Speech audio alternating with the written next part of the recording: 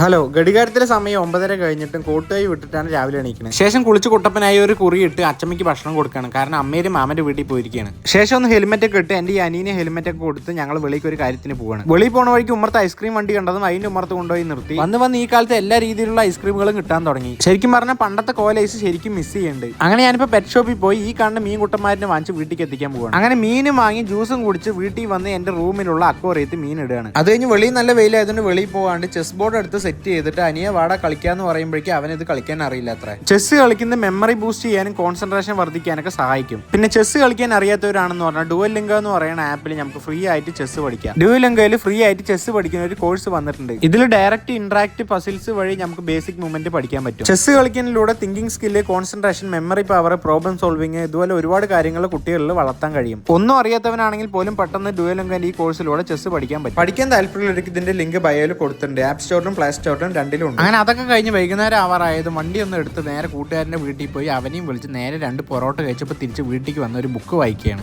ഇതിൽ പറഞ്ഞൊരു ലൈനാണ്: ഏറെ കാലമായിട്ട് നിങ്ങൾ വിളിക്കാത്തൊരു കൂട്ടുകാരനെ വിളിച്ച് സംസാരിച്ച് നോക്കുക, ഒരു പ്രത്യേക സന്തോഷം കിട്ടുന്നത്. അപ്പോൾ ഞാൻ കുറേ കാലമായിട്ട് വിളിക്കാണ്ടിരിക്കുന്ന ഒരു കൂട്ടുകാരനെ വിളിച്ച് സംസാരിക്കട്ടെ. നിങ്ങളും പറ്റിയ വിളിച്ച് നോക്കുക കേട്ടോ. അപ്പോൾ അടുത്ത വീഡിയോ ആയിട്ട് വരാം. ബൈ.